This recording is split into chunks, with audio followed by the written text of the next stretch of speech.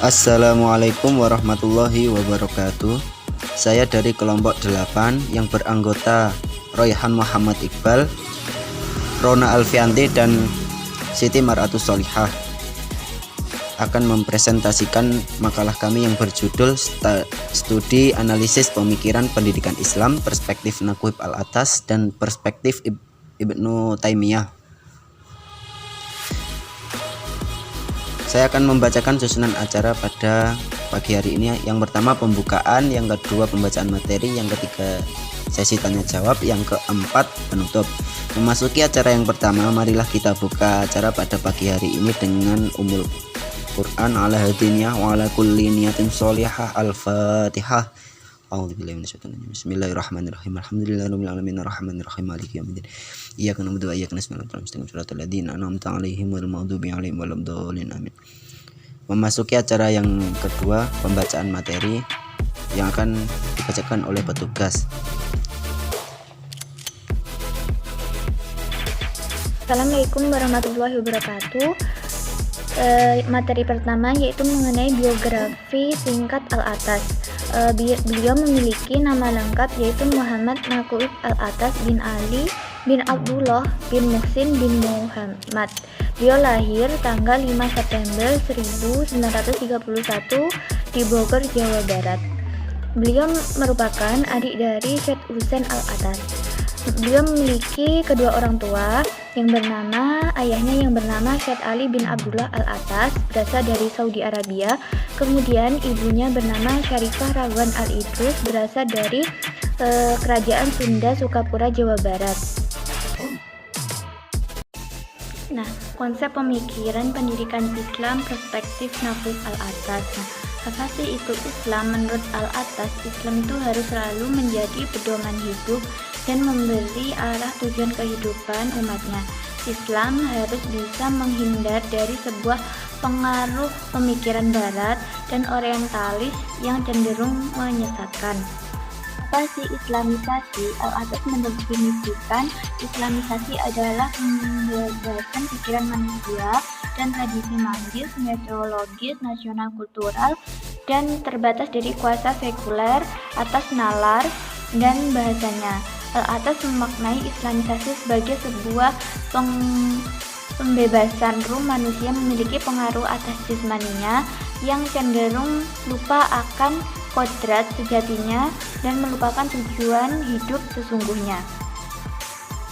Bagaimana sih tujuan Islamisasi menurut Al-Atas?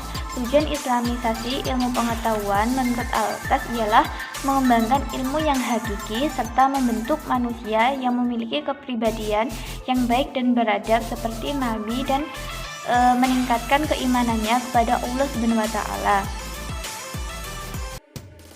Assalamualaikum warahmatullahi wabarakatuh. Saya akan menjelaskan bagian 2, yaitu Naqib Al-Atas. Menurut Al-Atas, kondisi objektif di dunia Islam saat ini sangat memprihatinkan, terutama pada sistem pelaksanaan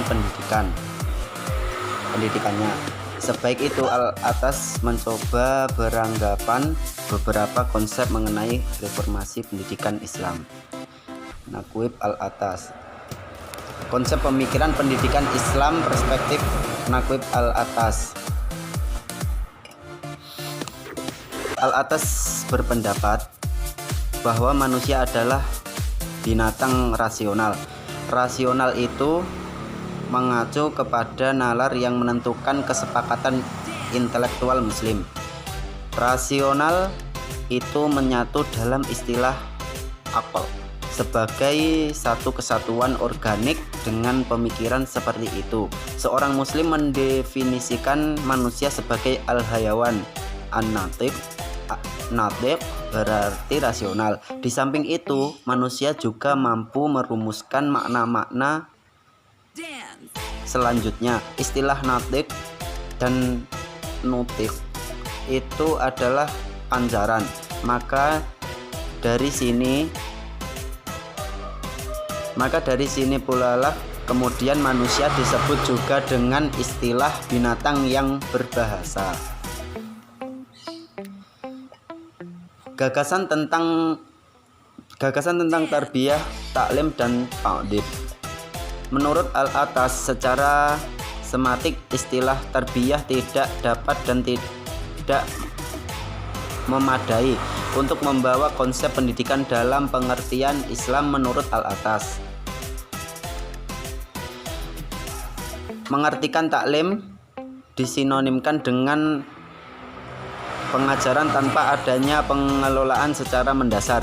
Namun bila taklim disinonimkan dengan pengajaran tanpa adanya pengelolaan secara mendasar, namun bila taklim disinonimkan dengan tarbiyah, taklim mempunyai arti pengenalan tempat segala sesuatu dalam sebuah sistem. Menurut Naqib Al-Atas, penggunaan ta'dib lebih cocok untuk digunakan dalam pendidikan Islam. Konsep inilah yang diajarkan oleh Rasul. Ta'dib berarti pengelolaan, pengakuan yang secara berangsur-angsur ditanamkan kepada manusia tentang tempat-tempat yang tepat dari segala sesuatu dalam tatanan penciptaan sedemikian rupa sehingga membimbing ke arah pengenalan dan pengakuan kekuasaan dan keagungan Tuhan alam dan keagungan Tuhan dalam tatanan wujud dan keberadaannya. Sekian dari saya, akan dilanjutkan kepada yang bertugas. Wassalamualaikum warahmatullahi wabarakatuh.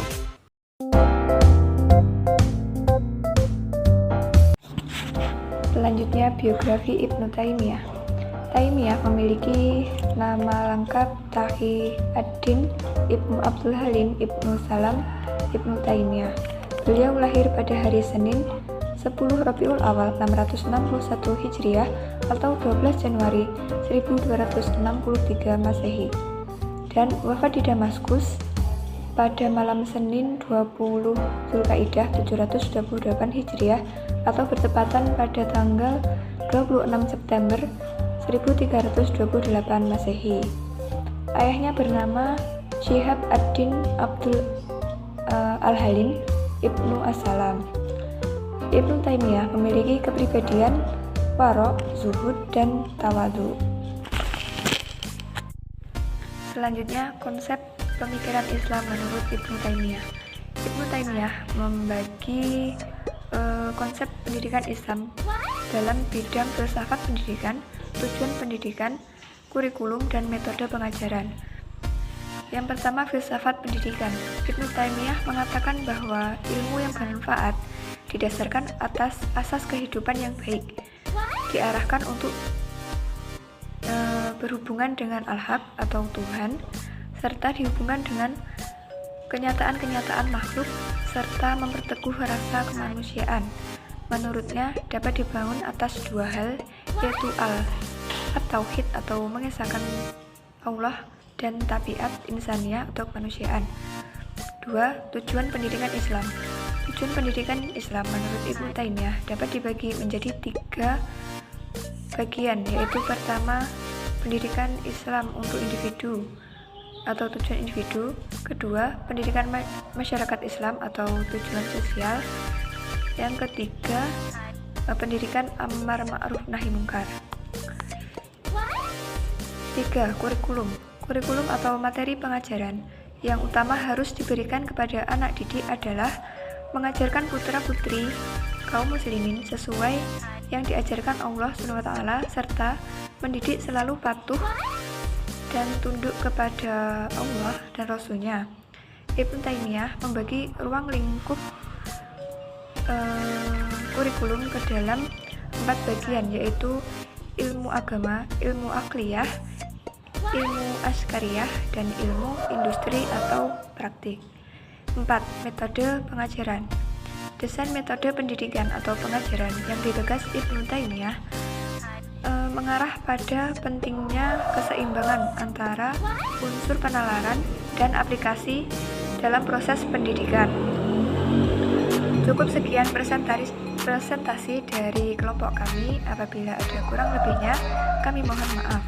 Sekian, wassalamualaikum warahmatullahi wabarakatuh.